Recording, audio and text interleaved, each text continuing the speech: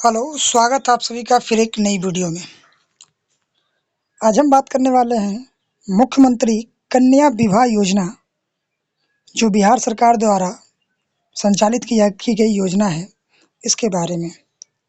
मुख्यमंत्री कन्या योजना क्या है, इसमें किसको लाभ मिलता है, इसका लाभ कौन से आवेदक ले सकते हैं, इसकी पूरी जानकारी देंगे। ऑनलाइन फॉर्म आप कैसे भर सकते हैं, इसमें मिलने वाली राशि कितनी होती है, कितने रुपए तक का आपको अनुदान दिया जाता है, और इसका मुख्य कारण ये है कि इसका लाभ कैसे लिया जाता है और कौन ले सकता है। तो आप ये समझ ही पा रहे होंगे, सीएम कन्या विवाह योजना है, यानी कि बेटियों की शादी के बाद इसका लाभ लिया जा सकता है। कौन लोग लेंगे इसका लाभ, इसकी पूरी जानकारी आप तक पहुंचाऊंगा। स्क्रीन पर आपको दिख रहा होगा माई स्कीम, भारत गवर्नमेंट का ऑफिशियल वेबसाइट पर मैंने ये सर्च किया है और आप लोगों के लिए खोजकर आपके सामने लाया है। आपके सामने दिख रहा होगा विवरण, इसके बारे में जानकारी है। मुख्यमंत्री कन्या विवाह योजना के तहत बिहार के अंतर्गत बीपीएल परिवारों की लड़कियों की शादी के समय बीपीएल बीपीएल कार्ड धारक होना भी अनिवार्य है। बीपीएल परिवारों की लड़कियों की शादी के समय अनुदान राशि दी जाएगी। यह अनुदान राशि बिहार गवर्नमेंट द्वारा दी जाती है, ताकि शादी के समय इस राशि का उपयोग परिवार की आर्थिक सहायता के लिए किया जा सके। लेकिन ऐसा बहुत कम ही होता है कि आपको शादी के टाइम ही आपको अनुदान राशि मिले। ये अक्सर देखा गया है कि शादी के बाद ही ये राशि का लाभ मिलता है, क्योंकि शादी का कोई प्रूफ होना चाहिए। जैसे कि मुस्लिम है तो निकाह का सर्टिफिकेट, हिंदू है तो उसका भी कन्यादान सर्टिफिकेट बनता है, जो पंडित द्वारा बनाया जाता है, या फिर कोई सरकारी पंडित हो तो उसके द्वारा बनाया जाता है। मुसलमान समुदाय में सरकारी काजी जो होते हैं, जो निकाह पढ़ाते हैं, उसके द्वारा बनाया जाता है। वो एक प्रूफ रहता है कि हाँ, ये शादीशुदा है, ये मैरिड है। तो उसको प्रूफ जब तक नहीं दीजिएगा तब तक आपको ये राशि नहीं मिलता है। तो ज़्यादातर चांसेस होती है कि जब शादी हो जाए उसके बाद ही ये राशि मिलता है। आगे जानकारी दी गई है, योजना के तहत लड़कियां अपनी पढ़ाई पूरी कर सकती है, साथ ही सही उम्र में शादी करने पर सरकार शादी के समय आर्थिक सहायता देगी, जिससे लोगों में और अधिक जागरूकता आएगी, जिससे बिहार राज्य की साक्षरता दर में वृद्धि हो सके। इस योजना की शुरुआत से राज्य सरकार ने दहेज जैसे प्रथा को रोकने का प्रयास किया है, जिससे लोगों की मानसिकता में बदलाव लाने का पूरा प्रयास किया गया है। इस योजना का जो उद्देश्य है, वो बिहार गवर्नमेंट का बहुत सारा उद्देश्य दहेज प्रथा को लेकर भी है, ताकि दहेज जैसी मांगे ना रख सके। सही से जो भी बेटी वाले हैं, जो लड़की वाले हैं, वो अपनी बेटी का शादी करवा सकें। इसके फ़ायदे के बारे में जानते हैं, इस योजना के हमें फ़ायदे क्या होने वाले हैं। तो फ़ायदे पे जैसे ही क्लिक करेंगे, आपके सामने ये कुछ लाइनें, मुख्य लाइनें आएंगी। यहाँ पर बताया गया, बिहार कन्या विवाह योजना के तहत बालिका की शादी के समय 5,000 की राशि दी जाती है। ये गलत है। ये गलत मैं इसलिए बोल रहा हूँ क्योंकि 5,000 की राशि पहले दी जाती थी, अब जो है अब 10,000 कर दी गई है। अब जो है कन्या विवाह योजना की राशि वो 10,000 हो गई है, 10,000 रुपये दी जाती है। पहले के समय में 5,000 रुपये प्रदान की जाती थी, अब 10,000 कर दी गई है। वहीं नीचे सरकारी योजना का लाभ केवल बिहार के नागरिक को ही दिया जाएगा। यहाँ पर साफ साफ बताया गया, आप बिहार के नागरिक हैं और यहीं का आपका आवासीय प्रमाण पत्र है, आधार कार्ड है, सारे डॉक्यूमेंट आपका बिहार का है, तभी आप इसका लाभ ले पाएंगे। इसके बाद यहाँ पर साफ साफ बताया गया, इससे बाल विवाह रोकने में भी मदद मिलेगी। बाल विवाह जैसी समस्याओं को भी, बाल विवाह जैसी जो एक आपदा है, क्योंकि बाल विवाह करना भी जुर्म है और बाल विवाह करना भी नहीं चाहिए। सही उम्र पर शादी ये ज़्यादा है ज़रूरी।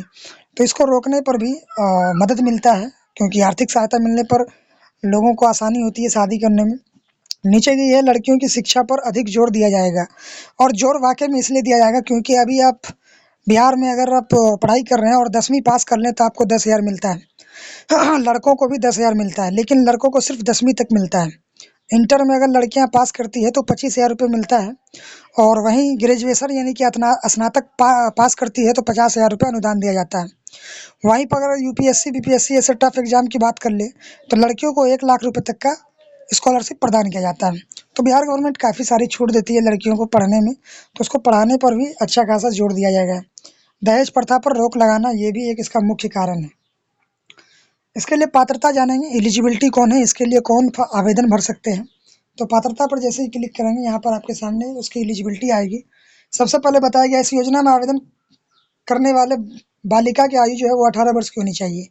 18 साल से कम अगर उसकी उम्र है तो वो इसका लाभ नहीं ले पाएंगे, क्योंकि बाल विवाह को रोकना सरकार की एक पहल है और 18 साल के बाद ही आप इसका लाभ ले पाएंगे। और शादी भी उसी 18 साल के बाद ही होना चाहिए। ऐसा ना हो कि आप 16 या 15 साल में शादी कर चुके हो और 18 साल होने के बाद आप इस फॉर्म को भर रहे हो, तो ऐसा भी नहीं होता है।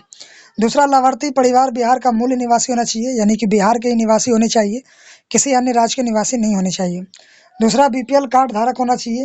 बीपीएल कार्ड धारक की एक प्रूफ जो होती है वो राशन कार्ड होती है।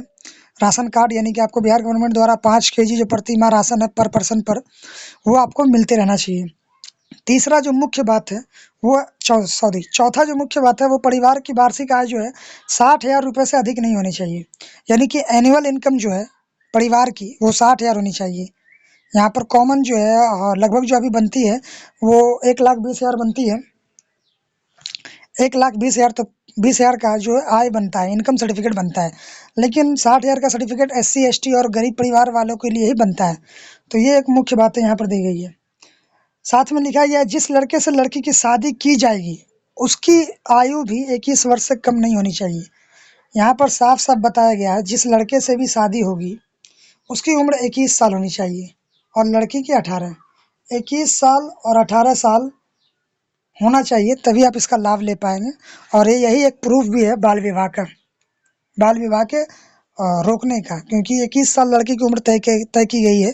21 साल से पहले शादी करना भी बाल विवाह है। इसके बाद बात करेंगे आवेदन प्रक्रिया को लेकर। इसके लिए हम आवेदन कैसे कर सकते हैं इसके बारे में भी पूरा जानेंगे। आवेदन प्रक्रिया पर जैसे ही आएंगे आपके सामने ऐसा इंटरफेस खुलेगा।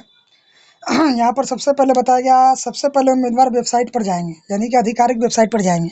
अब ये आधिकारिक वेबसाइट कौन सा है, तो इसका जो लिंक है वो हमारे डिस्क्रिप्शन में दिया गया है।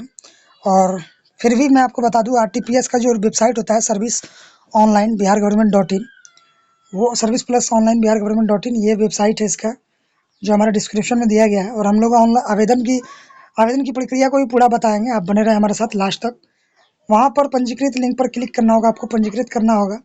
व्यक्तिगत विवरण यानी पता, बैंक विवरण के साथ आवेदन पत्र भरना होगा।